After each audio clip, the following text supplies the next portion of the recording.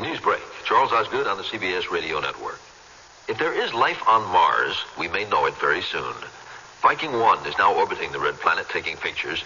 And while we're celebrating our bicentennial day on the 4th of July, if all goes well, the Viking 1 lander will make a landing on Mars and begin getting some answers. Considering the subject matter, we're being pretty blasé about our mission to Mars. We didn't always take the subject of life there so lightly. More after this. Mercy sakes, this rubber duck gonna be late unless one of you cowboys can help me.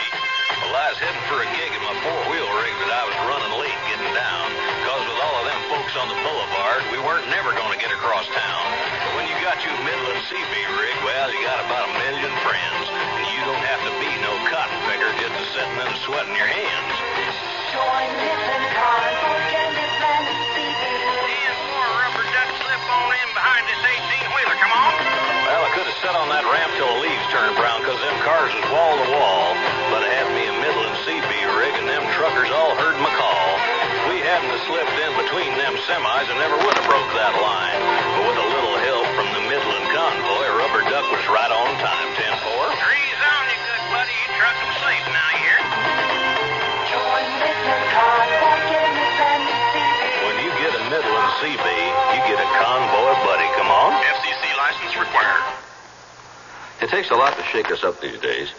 Possibly while we're watching a parade or something on the 4th of July, our Mars lander, Viking 1, will be taking pictures of Martians marching by. You'd have to march slowly.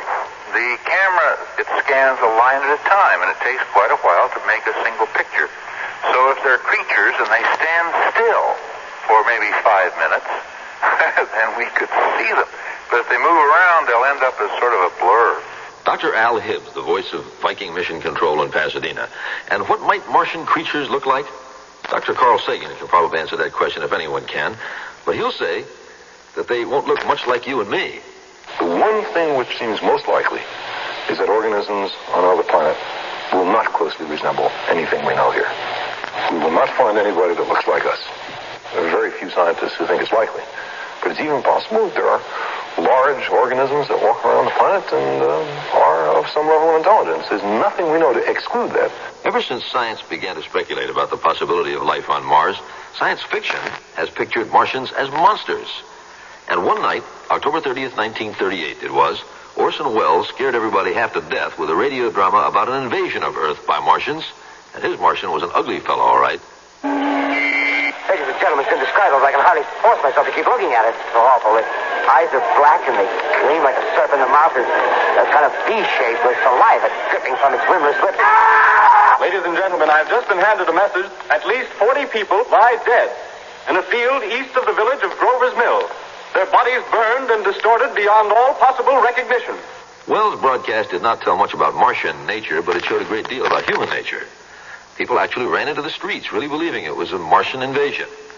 At Grover's Mill, New Jersey, there are still some people who remember how the town reacted when in the plague, Grover's Mill was the Martian landing site. Fear had a lot to do with it. How long you were going to live after that, God only knew. Quite a few of them had taken off for the hills of Pennsylvania. In their car, took their loved ones, their pets, left their doors, windows wide open, lights on and everything, and took off and went. And they felt like damn fools and then come back. And now here we are less than 40 years later, about to land on Mars. And what would it do if we were to find out that there is life there? Dr. Carl Sagan. It would, in the minds of many people, make life a kind of cosmic commonplace and would greatly enhance the idea that there are not just innumerable worlds with living things on them, but innumerable worlds with technical civilizations with whom we might communicate. Well, we still do not know what Martians look like, but we may find out soon. However, we do know one thing. We do know that our Viking lander is a weird-looking fellow with its camera eyes to take pictures and send them back to Earth, with its 10-foot-long arm to dig and scoop in the ground to see if there are any microorganisms there. No question about it. If anything up there sees it, it may get to thinking it's one of us, and that we Earthlings are a bit on the ugly side ourselves. Now this message. Hi, America. Hello. Looking for the heart of a great meal? Are we? Then look for Mrs. Paul's Fish Fillets. Good food that goes with Macaroni? makes a good balance. What makes Mrs. Paul's fish fillets taste so good. We thought of you. Aww. And made them just like you would. Oh? Yep, we start with mild white fish, dip it in the crispiest of breadcrumbs. We even include our creator sauce mix. That's great. Mrs. Paul. Yes? You are the greatest. Well, we've eaten at many other IHOPs, but really, when it comes to breakfast, and I'll be honest, I think this is better than I can fix at home. Whether it's blintzes or strawberry pancakes or ham and eggs or sausage and eggs, everything is absolutely excellent. And I don't have to do the dishes, and it makes me very happy not to have to do them. At your International House of Pancakes, IHOP, for many good reasons. News break, Monday, the 21st of June, 1976. Charles Osgood, CBS News. This is a NASA space note from the National Aeronautics and Space Administration. About July 4th, the first of 2 automated Viking spacecraft is to softly touch down on the surface of Mars. Among the wide range of surface investigations will be the search for evidence of past or present life. While several instruments aboard the landers will assist and support the life search, 3 experiments in particular will look directly for living organisms in the soil. Most biologists agree that if life is to be found on the red planet, the soil is the best place to begin looking for it. A sample of the Mars soil will be scooped up and deposited into a miniature biological laboratory aboard the Viking lander.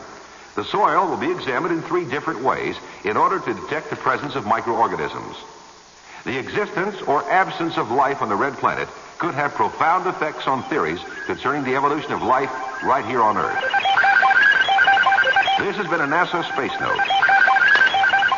WFAA, Dallas Fort Worth. The CBS Radio Mystery Theater presents...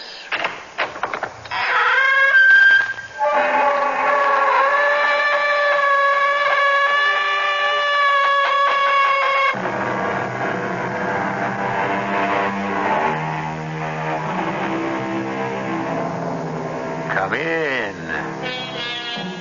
Welcome. I'm E.G. Marshall. To my surprise, I discovered that it was Lord Byron, in his famous poem Don Juan, who first said, "For truth is always strange, stranger than fiction." Others, I'm sure, have said it in their own ways. Edmund Burke, the great British statesman and orator, phrased it, "Truth lags behind fiction." And Bob Ripley, the cartoonist, made a life work and a fortune out of this simple statement. The following story is fiction, but it is founded on a strange truth. That nice little lady, she couldn't commit a murder over a cat. Let me tell you something, Detective Trout. Most murders are committed by otherwise nice people. And motive? Sometimes all it takes is a hot night or a sneeze or the wrong words put together. Don't you ever forget it, Ms. Detective. The right time, the right place, the right circumstances. Anyone can commit homicide.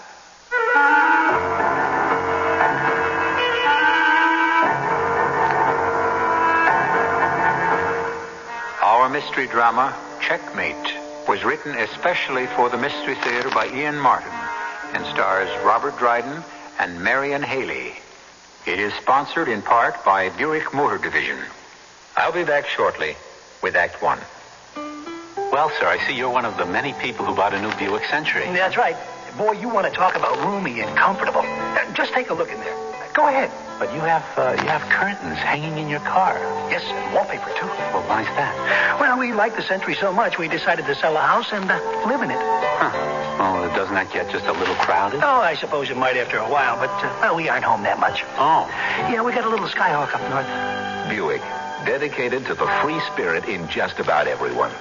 Why is it everybody talks about air pollution, but nobody does anything about it? Are you kidding? We're doing something about it. We are? Sure, we're contributing to it. Oh. For example, burned any trash lately? Yeah. Well, that's a contribution. It is? Had your car tuned in the last year? No. There's another contribution. All right, how about you? What do you contribute? Well, listen, don't worry about me. I work for a power plant. So? I give it the office. Don't contribute to air pollution this year. We've already reached our quota. This reminder from your local lung association is a matter of life and breath. Electrical appliances are extremely useful time-saving aids. But without proper precautions, they can be instruments of destruction. In fact, government statistics show that 80% of all electrical appliance accidents are due to carelessness. Underwriters Laboratories consumer safety expert Janice Farr says there's an easy way you can help avoid contributing to that 80%. That's right. I strongly recommend that you read and heed your appliance instruction booklets.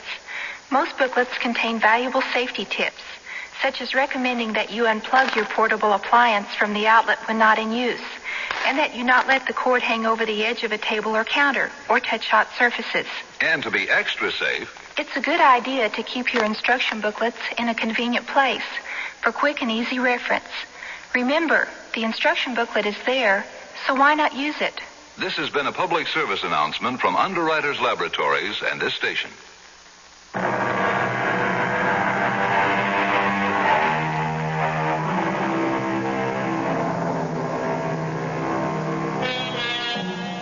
Detective Sergeant Digger Bowles of the 4th Precinct is looking forward to his approaching retirement from the force. In his nearly 30 years in the police department, over 20 of them as a plainclothes detective, he's been happy and proud in his work. But he's a man of habit, and change irritates him more and more. Most of all, this new breed of officers. He doesn't particularly appreciate it when they come in a form that is anathema to him in the hallowed precincts of the station house.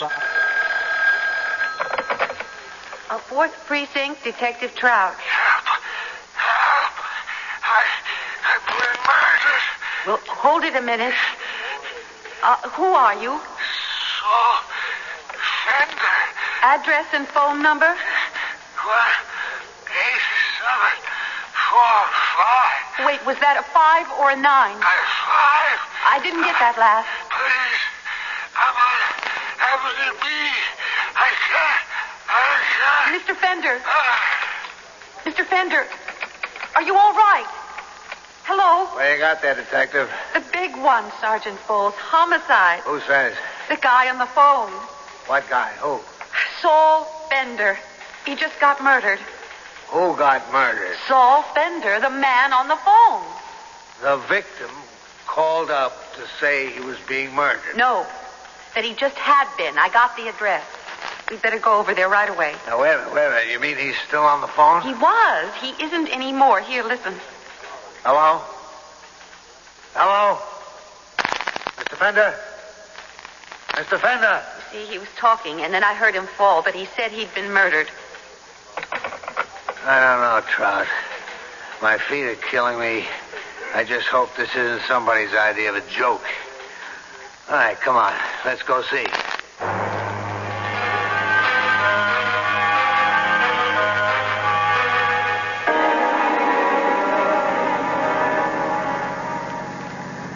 Why don't you use the siren? Because I ain't no show-off.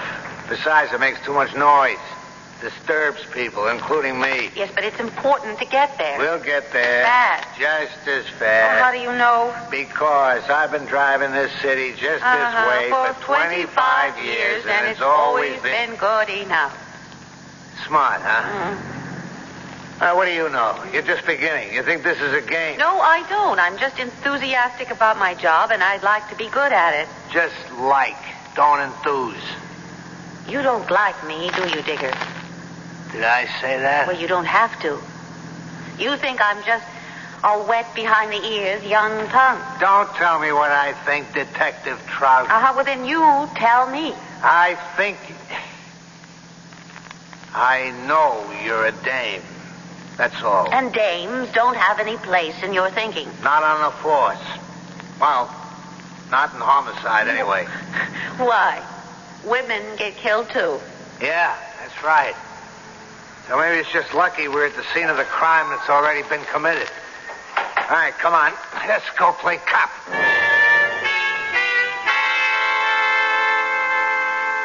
Now, just let me get this straight, Miss, Mrs. Applebaum. Oh, yeah. You say you're out walking your dog. Cat. Cat. Yeah. Cat. Walking a cat. Sure. He likes his evening stroll, Morris does. What do you think? He looks like a dog, that cat? You see a leash, you figure a dog at the other end. And you're a detective? Maybe I'm too busy looking at that weapon in your other hand. What's that for? Oh, this neighborhood. A person isn't safe even it's still light. Nobody bothers me no more since I stuck a couple of them with this. What is it? It's a hat pin. Madam, that's a dangerous weapon. You have to tell me. Mrs. Applebaum, how come when we got here you were with the dead man? He was the super. I had a complaint. And you usually just walk right into his apartment to complain? Listen, Miss Cop. Usually I can't even get him to answer the bell when all the things need fixing. Plumbing, heat, the cockroaches. And yesterday, even the toilets wouldn't flush. You don't like Mr. Fender? Anybody doesn't like cats. Can't be any good. God forgive me for saying that, and the poor man dead. He was dead when you came in? Just like you see him. What time was this? Oh, I guess a few minutes after 9. I got a watch, but I couldn't see without my glasses. How did you get in, Mrs. Applebaum? Well, I just turned the handle and the door opened. So anyone could have got in, huh? I guess, if they had the new key. What new key? Well, to the outside door. Well, we got a new lock. Burglar-proof, it's supposed to be. I'd still like to see the day. Well, how many people have keys to the outside lock? Oh, just the people in the building. Unless they had copies made. Oh, first off, you can't. You got to send to the company. And second, we all just got them this morning. Who's all? I mean, who else is in the building? Oh, well, you see, there's that Dreiser person on the first floor back. Me, second floor front. And Miss Dimby, second back. And the doctor on third floor back. The doctor? Oh, that's what we all call Mr. Porter. Oh, is he smart. He plays chess with 8, 10 people at a time and wins from them all. Here, right in the window there at Boardwalk and 52nd Street. He does what? Yeah, I know where she means. It's an amusement palace. Pinball machine, skeet ball, shooting gallery, and Professor Porter, the human chess machine. You pay to play him. Mm-hmm. Mrs. Applebaum. Yes, honey. There are 6 apartments in this building. Who occupies the other 2? Well, the first floor front is Mr. Kelly with the birds. He had to go back in the hospital again, so I'm caring for them. Yeah. But what about the 6th one? Oh, that's Mr. Brilliantine. Brilliantine? You know him? Lance Brilliantine. He's an actor person. What does he do? Hair commercials? Oh, no. He's with the Children's Theater now. They do fairy stories. And he just flew up to Boston, and he's looking to sublet. He has the whole top floor through. That's nice. A little nest in the treetops. Well, thanks, Mrs. Applebaum. You go on up to your apartment and stick around. We might want to question you again. Oh, I'm not going anywhere. But what about poor Mr. Fender? He ain't going anywhere either. Yeah, but shouldn't he have a doctor? The only one he'll need is a medical examiner. Oh. How he died, that's up to the M.E. Now, you run along, huh? Oh, yes, of course, Sergeant. Hey, what's that thing? My hat pin? Oh, don't worry. I know how to handle this. Come along, Morris. Just don't look at Mr. Fender like that. Yes, I know you didn't like him because he was so nasty to you, but you have the last laugh because you have 9 lives and he only had 1. Think she could have done it? Done what? The murder. What murder? All we know is we got a guy who's dead. Oh, but he said on the phone. Who said? You don't even know if it was Fender's voice you heard, or if it was that he was telling the truth. Now, look, let's wait till we have a case before we get all head up. Yes, Dicker, but if he wasn't murdered, then how could... Maybe he had a stroke or a heart attack. Maybe he was some kind of a nut. Hey, Detective Trout, don't touch that body till the doc checks him out. You want to do something? Here. What? Chalk. Draw a picture of the way he's laying. Then let's you and me take a look-see if anything else is disturbed besides the late Mr. Fender.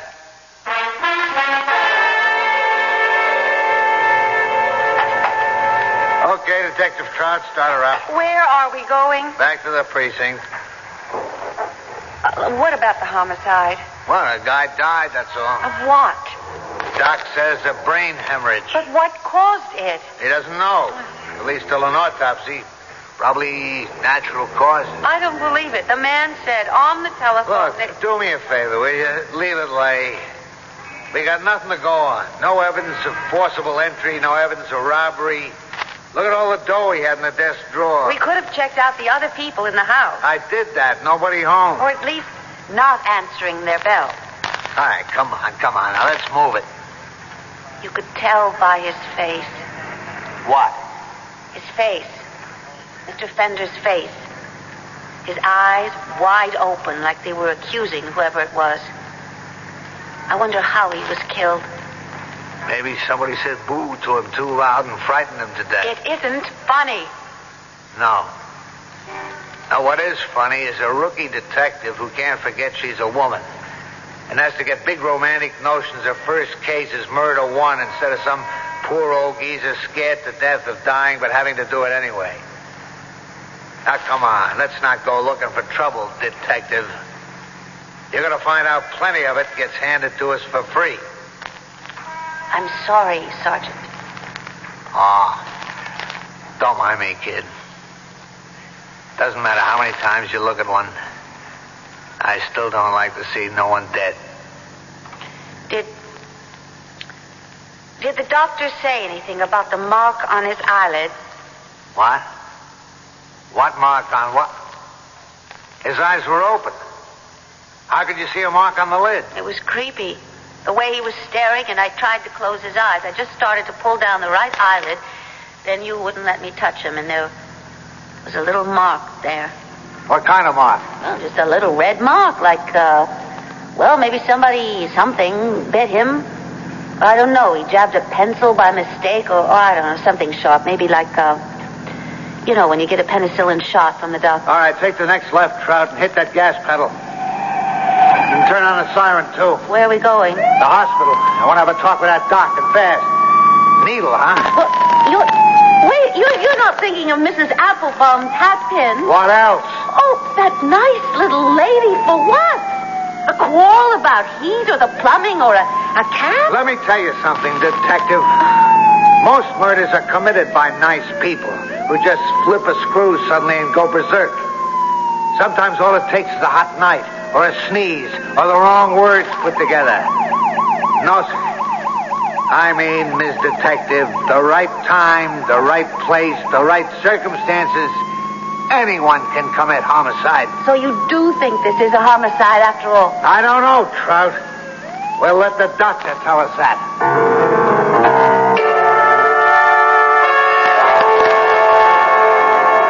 The unmarked car hurtles through the city streets, traffic clearing for its wailing siren.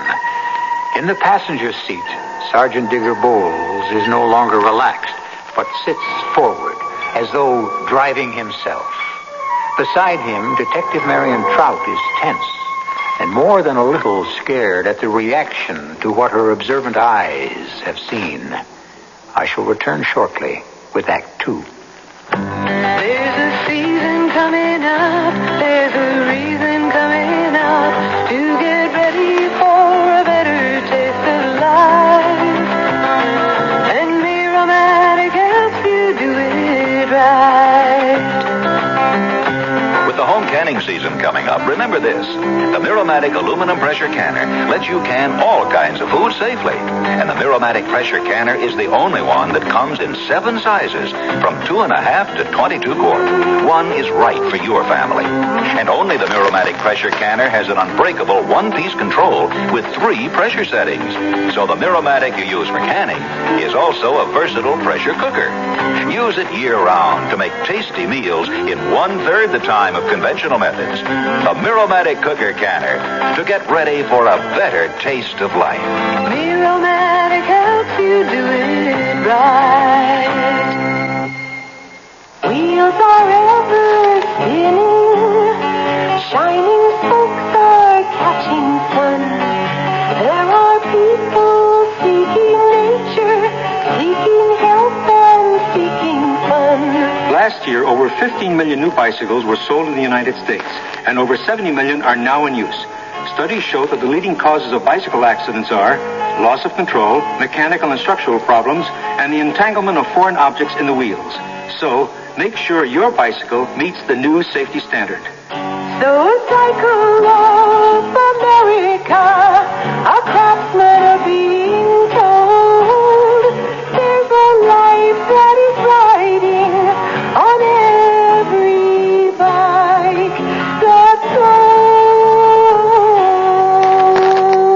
sold. For more information, write Bicycles, Washington, D.C. 20207, the U.S. Consumer Product Safety Commission.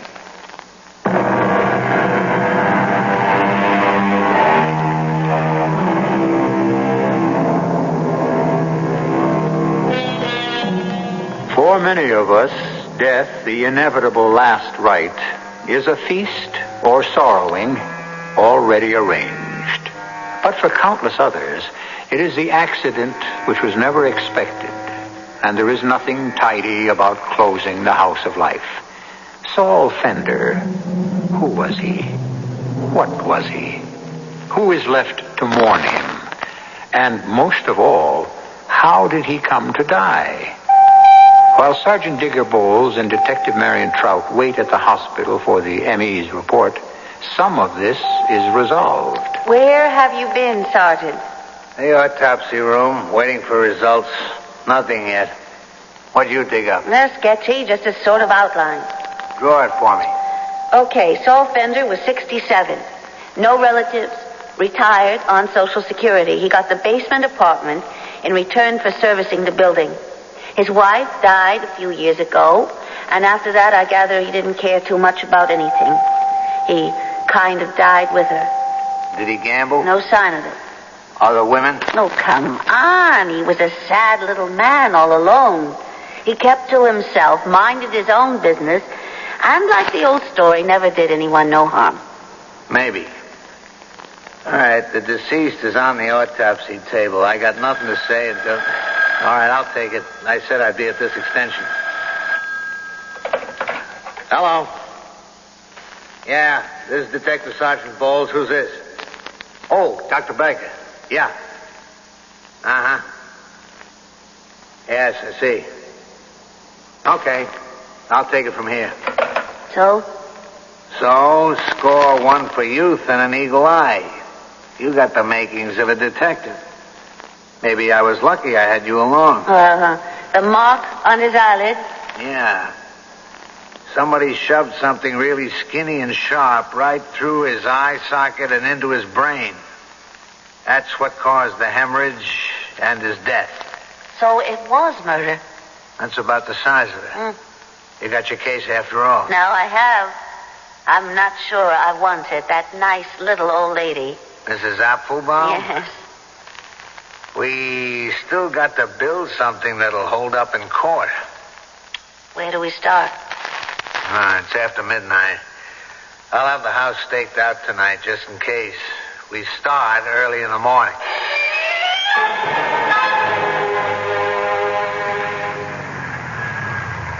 Okay, Trout, here we are. Scene of the crime. Everybody out. Okay. Where do we start, Sergeant?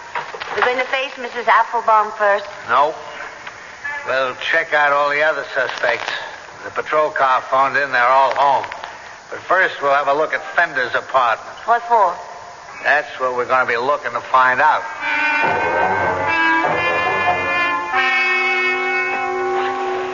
Find anything here in the bedroom, Detective? No, Sergeant. You find out anything? Yeah, a couple of things.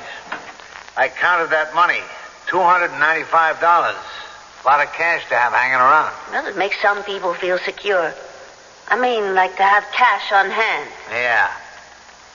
2 bank books, over 1,200 in one, 10,000 in the other. What's in the cigar box? Have a look. Smell. Grass. Marijuana. Good stuff. Well, you think he was a dealer?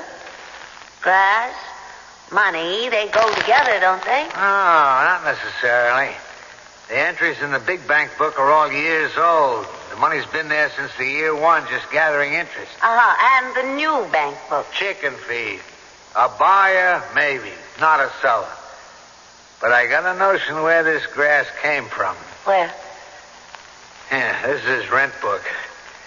A character named Dreiser. You remember Mrs. Applebaum called him a person? The first floor back. Yeah, check. He was always behind in his rent, it seems. Sometimes the old boy carried him for 2-3 months. Why? He was the supplier? Or is that jumping to conclusions? I ain't jumping. That's just plain adding up 2 and 2. Tell you what. Let's you and me go pay a visit to the first floor back.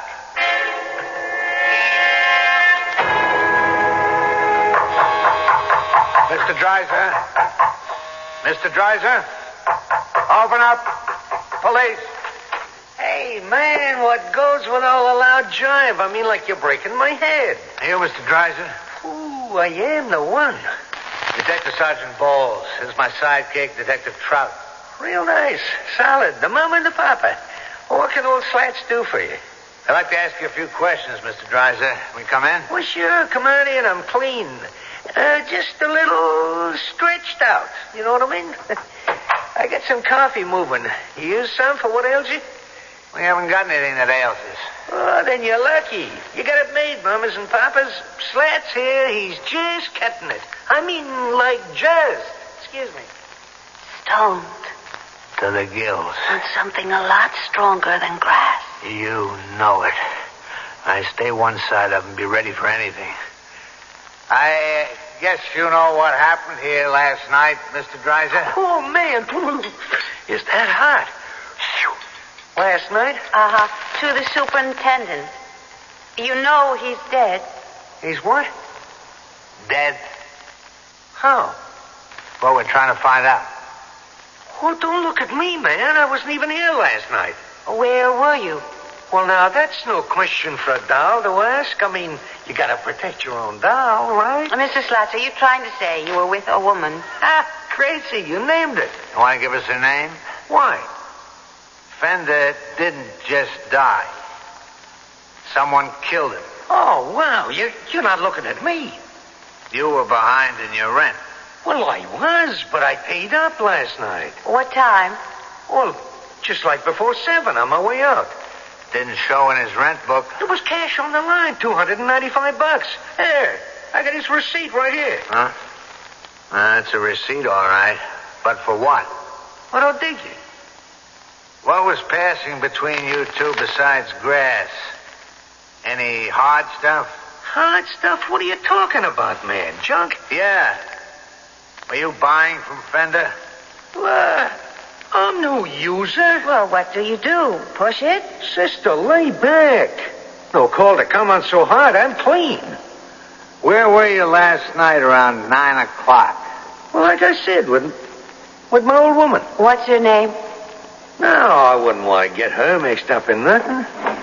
Hey, what are you doing, Fuzz? Get out of that drawer. Hold it. No, you hold it. Don't you touch nothing of mine. There's one little item in here I wouldn't think of touching except to pick it up with my handkerchief. You mind if I borrow your ice pick? What do you want it for? I want to take it down to the morgue and see if it fits the hole above Saul Fender's eye, where somebody drove something real sharp like this right into his brain. What? That's the way he died. Around 9 o'clock last night. Now, you still want to clam up about where you were then? Man, I keep broadcasting. I couldn't have been here. How come? Because I was in Mount Pleasant then, 50 miles from here. Prove it. Come on, what kind of a roust is this? You ain't gonna make me take no fall for some murder rap. No, let's look at it this way, punk. Now, don't tell me you haven't done time. I dig deep enough, I'll tie you into junk peddling.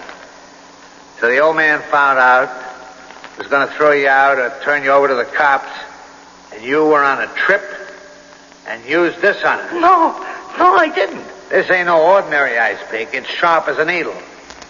And what do you need it for with an electric refrigerator? This is a weapon, and you know it. Okay. I ain't standing still for being railroaded on no murder rap. I take a fall, it's going to be for 1 to 5. Not the whole bundle.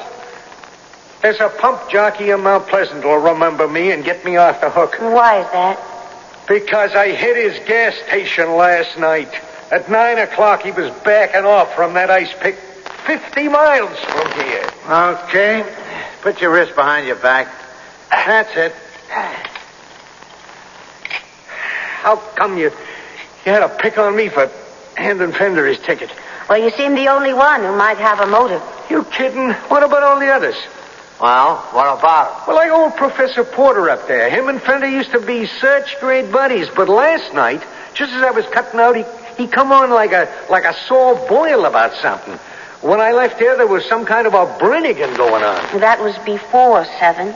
So how do you know where he was at 9? We'll check it out. An old Lonely Hearts Dimby. There's a babe who's so hot for anything in pants she even made a few passes at Fender. And man, when he brushed her off, she was ready to podle him. And how about Mother Applebaum, huh? I mean, like, she may look like Whistler's old lady, but there's one tough little cookie. Her and that hat pin of hers. What would she have against Mr. Fender? Babes, he hated cats. I mean, like they turned him off all the way. And anybody don't like her mangy old cat is marked right off her books. Let me tell you. Okay, that's it. Move. We'll check them all out. Don't worry. Well, too bad it couldn't have been him. Hey there, babes. Cool it. Now, you cool it. You're lucky you're just a 2-bit crook. It just may save your life.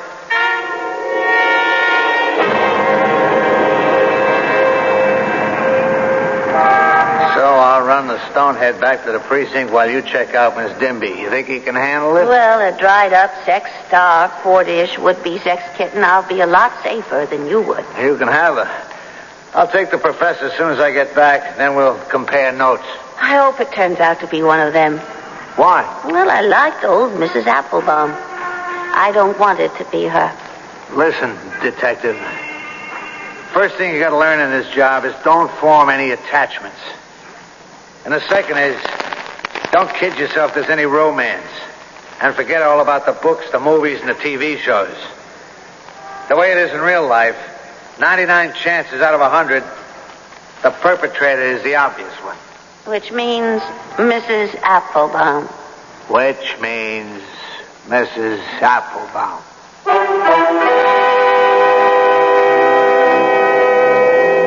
It will have to be a very large or unexpected miracle to get Mrs. Applebaum off the hook, as Detective Marion Trout is due to find out when both her other suspects turn up with airtight alibis.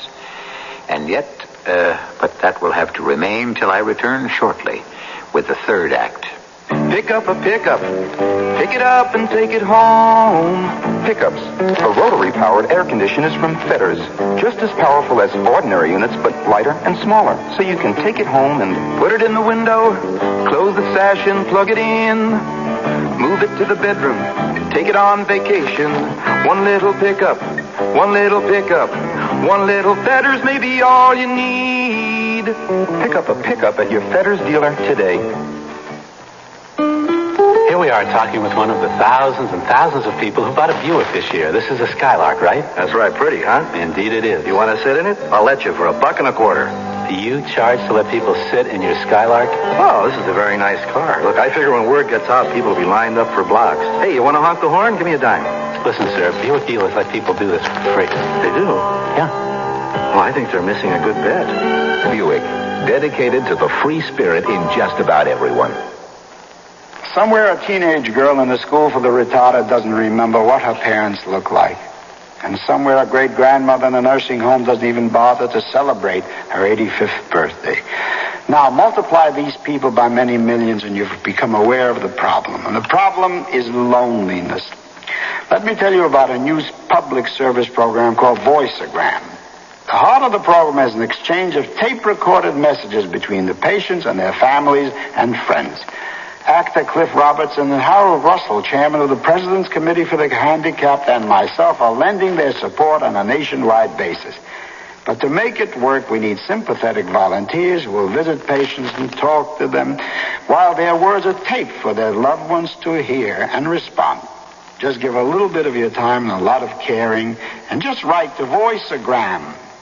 Box 127, Coscob, Connecticut, 06807.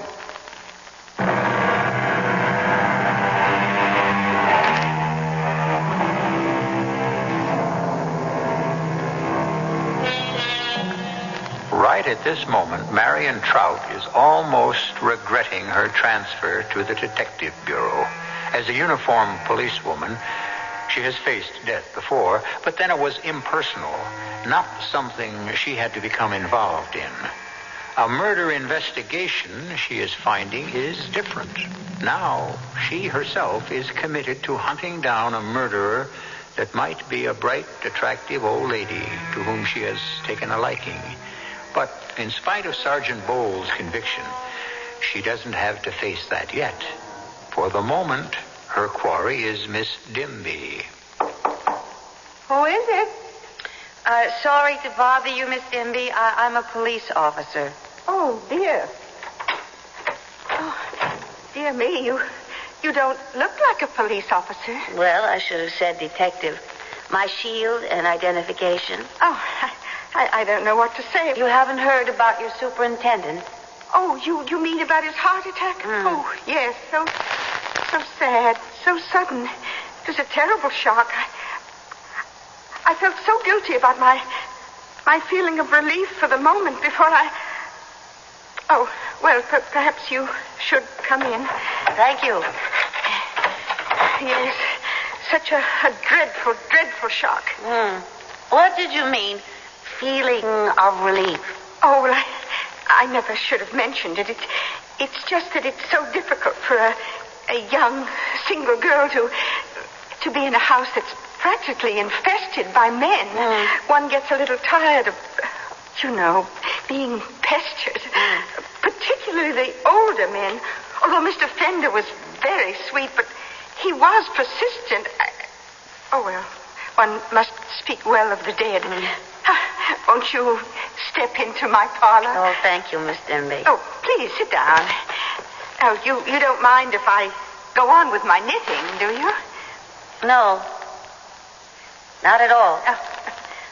Well, I have so many beaux, men in my life. So many favors to return, and I am not well-to-do, so I knit them scarves or gloves.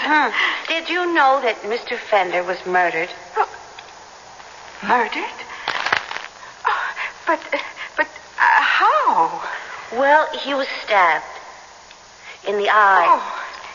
Something very sharp was driven into his brain. How dreadful. What sort of thing? Well, something like a skewer or an ice pick or a knitting needle. Oh. Miss Dimby, where were you last night between 8:30 and 9:30? Oh, why, I was at a moving picture show. Ah, well, what did you see? It was lovely. So artistic and cultural. That exquisite production by the great Spanish director, Michael Lugano, La Paloma. Have you seen it? Oh, no. What theater? Oh, the Fine Arts. Oh, that beautiful little theater on the southwest corner of Broadwalk and 24th. Yes, that's the one. Yes, well, then you couldn't have been here anywhere near 9 o'clock. Oh, heavens, no. Well, in that case, there's no need to ask you any more questions. No. Don't bother. I'll let myself out. Oh, well, you're sure that's quite satisfactory? I'm sure, Miss Dimby. You gave me just what I need. Sergeant. Damn professor slipped out on me. What is it? You don't have to look any further. I've got her. Who? The murderer. The Dimby dame? She gave me an alibi. That she was at a movie at the Fine Arts Theater at Boardwalk and 24th last night. I trapped her with the address, and get this. She's a knitting knot. I don't follow. Now listen, there's no Fine Arts Theater at that address. It's just a hole in the ground for a new building and knitting needles. A steel knitting needle. Wouldn't that be a perfect weapon for a sex-starved old maid to use against a guy who maybe turned her down? Oh, a police person? Miss Detective? Yes. Could I see you a moment, please? Go ahead. I'll go with you. Oh, I'd rather see the lady alone, please. I think I'd better come along. Oh, dear. Well, all right. Come in, please. I'm afraid I have a confession to make. Well, you see, Sergeant. I lied to you earlier about being at the Fine Arts. You weren't at the movies? Oh, yes, I was at the movies, but not at the one I said I was. Yes, well, then where were you? Well, it's really a matter of, one might say, morally outraged curiosity. I had gone to see a perfectly dreadful and vile thing called the story of W. Oh, I can see why you might have wanted to keep that a secret. That their story of W, detective, is X-rated. It's what you call your hardcore pornography. You've got to be kidding. Well, what's the difference, Dimby? What you saw, unless you could prove you were there. Oh, I can prove I was at the one. How? Well, the manager knows me. It's a little embarrassing going right up to the... Well, he lets me in quietly. And how long were you at this movie? From 7 to 11 o'clock. I'm afraid I sat through it twice. Glad you enjoyed it. Oh, you needn't look down your nose at me. And instead of harassing me with your police brutality, you should be after the real culprit. Yes, and who's that? The almighty professor. Oh, butter wouldn't melt in his mouth. Always the gentleman. You should have heard him and Mr. Pender going at it, hammer and tongs, as I did when I left for when I went out. And something else. What was that, ma'am? Well, the door was open as I passed, and I saw him hit Mr. Fender over the head. With what, Miss Dimby? With his umbrella.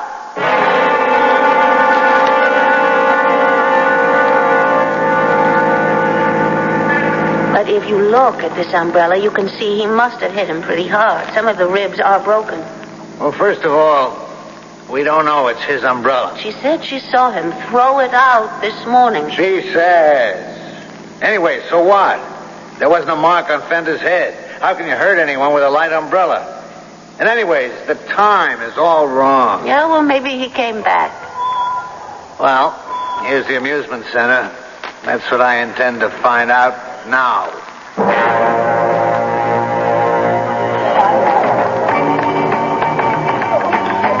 Excuse me, Professor Porter? Morning. You want to play $1 a game unless you win, and then I pay you $2. Take board number 7 and choose white or black. Excuse me, I don't want to play. I want to talk to you. My credentials. Police? We can go over here by the weight machine. It's the quietest place in the house. Very well, Sergeant. You have exactly 1 minute. I gather you were a friend of Saul Fender's. Saul? Yes. We played chess together, and... Why? When was the last time you saw him? About 6:30 last night, when I went home for dinner before I returned here. What time did you return to work? It was sometime before 7. And you got home at 11:30? That's right.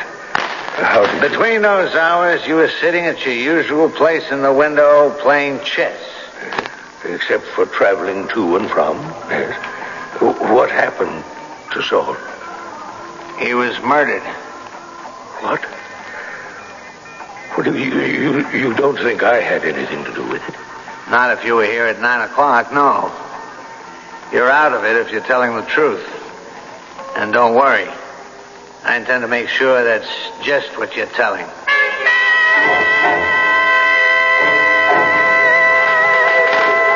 Yeah? You sure? Yeah, okay. Well, what did the lab say? No trace of blood on the hat pin. Well, that don't mean nothing. It could have been washed off. Then you're going to arrest her? I don't know. We got motive, opportunity, means, but... ain't much of a case. No witnesses, no proof they quarreled. Yes, and yet we know Professor Porter did. What's the difference? That was 2 hours earlier, and he... What is it? I just thought of something. Who usually establishes the time of death? Well, the medical examiner or whatever doctor they send over. Only this time he didn't. We told him because of the phone call. But supposing by that time he was already dying and was only beginning to realize it. What are you talking about? I don't know. I'm going to get Doc Prouty at the hospital and maybe he can explain it to me.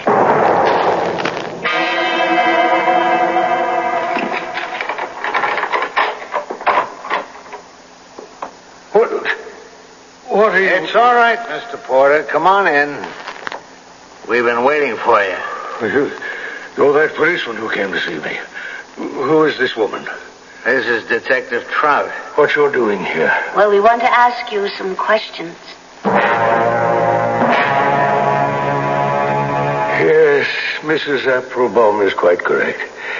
I did quarrel with my poor friend Saul. We had a terrible one. And you did hit him?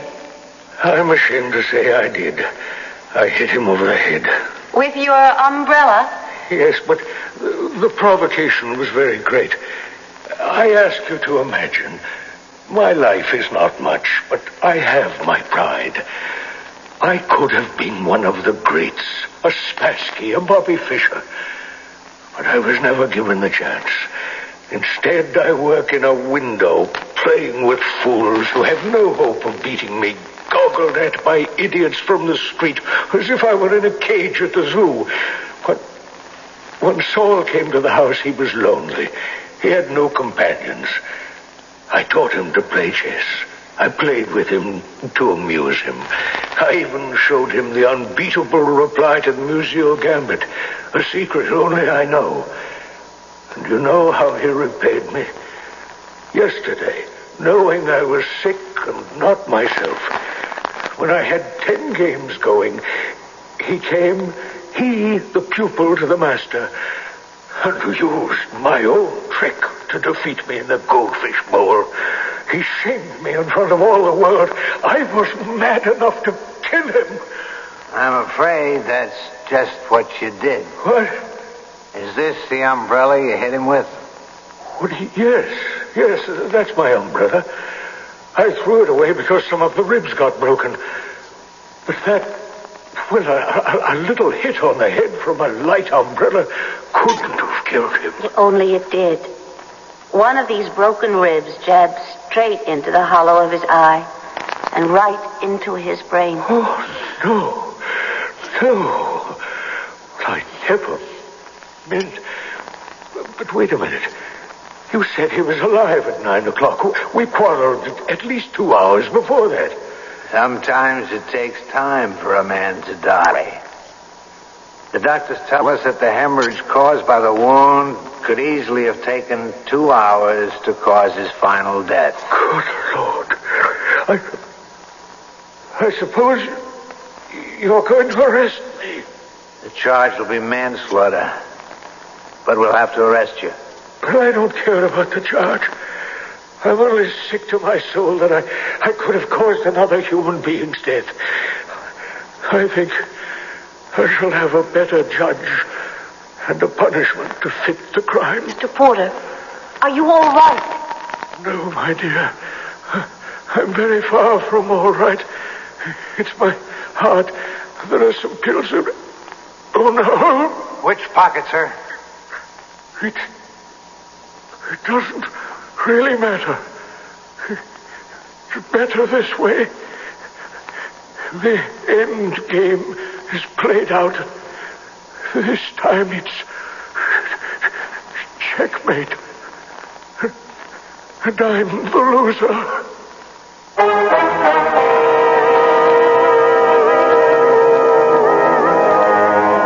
Some time ago, outside a New York bar, 2 men got into a fight.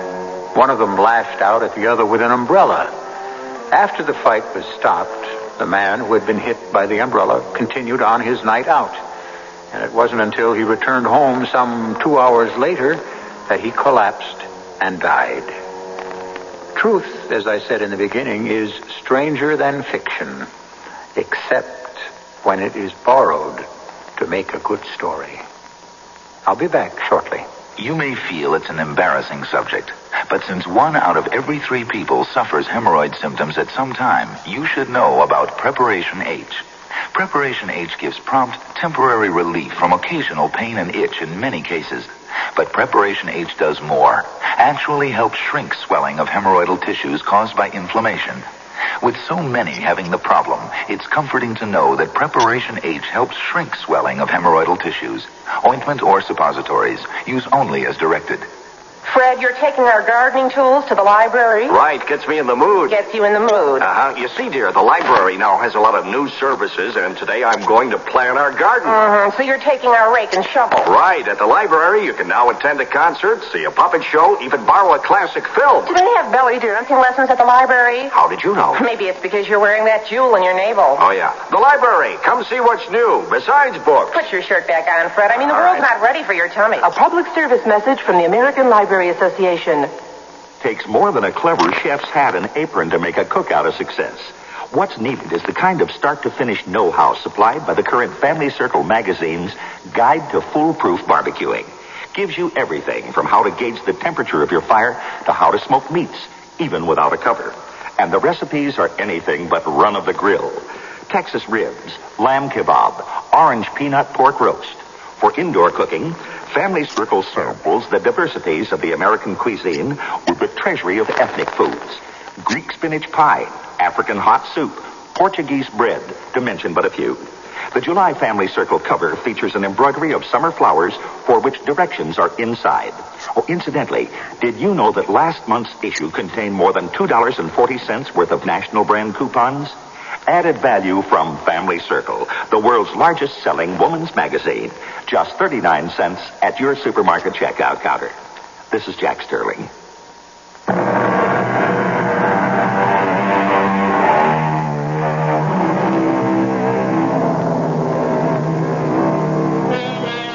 I suppose the motives for the crime of homicide are countless. Some of them are as unspeakable and as savage as the crime itself.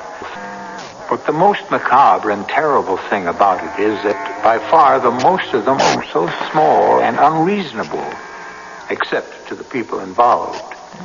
How few of them are as neatly solved and resolved in the words of Genesis.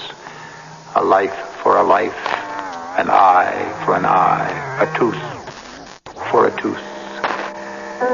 Our cast included Marion Haley, Robert Dryden, Court Benson, and Bryna Rayburn. The entire production was under the direction of Hyman Brown. This is E.G. Marshall inviting you to return to our Mystery Theater for another adventure in the macabre. Until next time, pleasant dreams.